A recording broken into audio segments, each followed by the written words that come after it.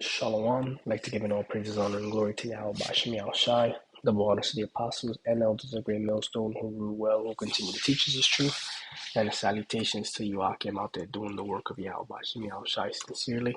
This is going to be a read through of Proverbs chapter 25. And let's get right to it. These are also the Proverbs of Solomon, which the men of Hezekiah, king of Judah, copied out. It is the glory of God to conceal a thing, but the honor of kings is to search out a matter. All right, so it's a glory for the Lord to hide something, all right, to hide a thing. But it's a glorious thing, but it's an honor for the kings to search it out. It says, the heaven for height and the earth for depth, and the heart of kings is unsearchable.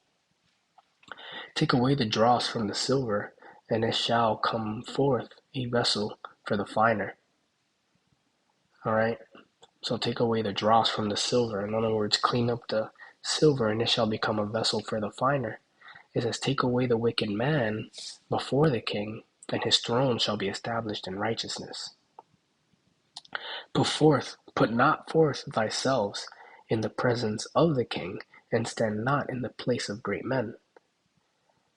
For it is better, for better it is that it be said unto thee, come up hither, than thou shouldest be put lower in the presence of the prince, whom thine eyes have seen. So this is better to have favor than to not have favor. It says, go not forth hastily to strive, lest thou know not what to do in the end thereof, when thy neighbor shall put thee to shame. Debate thy cause and thy neighbor himself, and deliver not a secret to another. It says, lest he heareth it and put thee to shame, and thine infamy turn not away. A word fitly spoken is like apples of gold in pictures of silver. As an earring of gold, an ornament of fine gold, so is a wise reprover upon an obedient ear. So being able to be reproved, all right, is like an earring, all right? It's precious. It's like a gold earring or a golden ornament. It's something precious to the person receiving it. It says, as the cold of snow in the time of harvest, so is a faithful messenger to them that send him, for he refresheth the soul of his masters. Whoso boasteth himself of a false gift is like clouds and wind without rain. By long forbearing is a prince persuaded, and a soft tongue breaketh the bone. All right, so it says, by long forbearing is a prince persuaded, and the soft tongue breaketh by bone. All right. It says, hast thou found honey? Eat so much as is sufficient for thee, lest thou be filled therewith and vomited. All right. So if you find honey is something pleasant, something sweet. All right. We got to remember that all these things in Proverbs, a lot of this stuff is more metaphorical.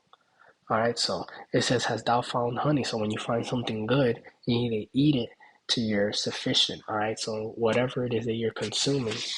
All right, and this scripture reminds me a lot of when I first got into the truth. You know, when I first learned about this information. All right, has thou found honey? Eat so much as it is sufficient for thee. Exactly. So one of the biggest challenges was knowing when to take a break. You know, being on YouTube for hours on end probably wasn't the best thing to do, you know?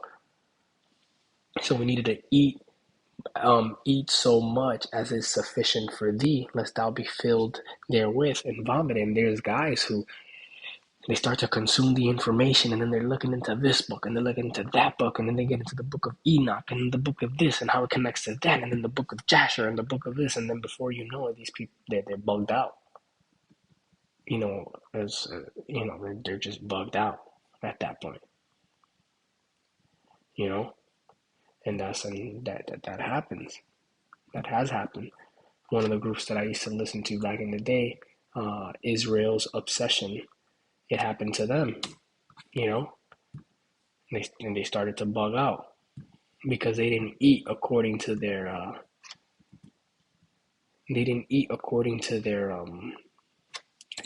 appetite, and they ended up what? They ended up throwing it up.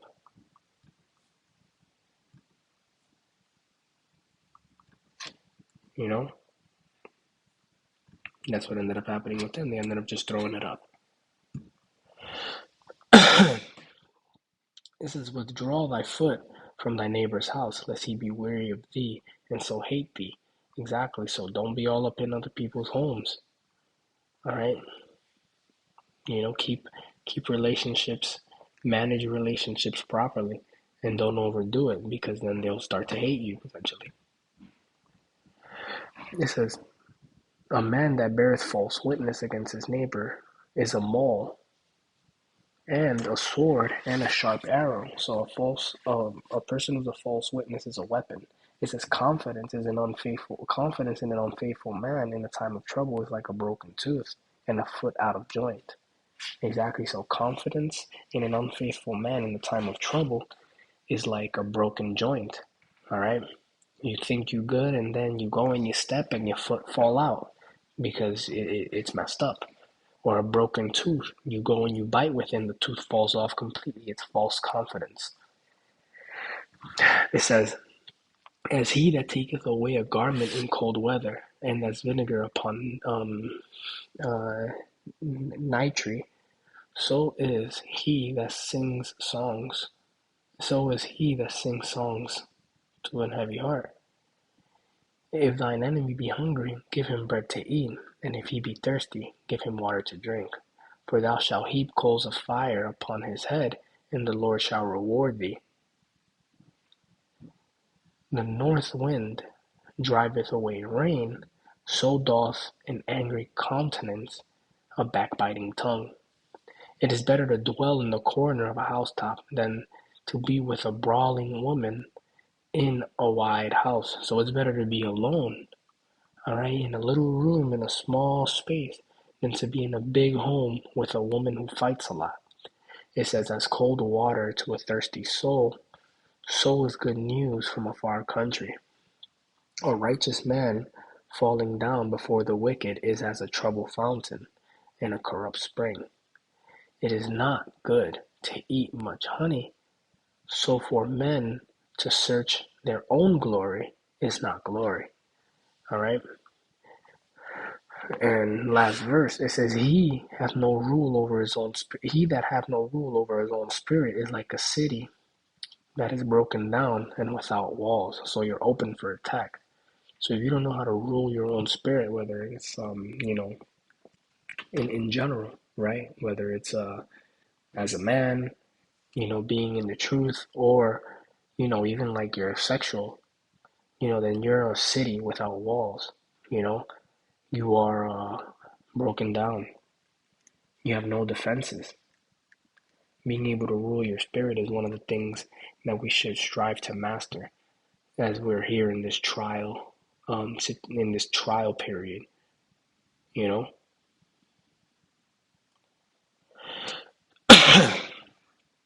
So with that being said, this is Proverbs chapter 25. I'd like to give all praises, honor, and glory to Yahweh Bashem Yahushai, double honor to the apostles and all those of great millstone who will well continue to teach us this truth, and the salutations to you, Akim out there.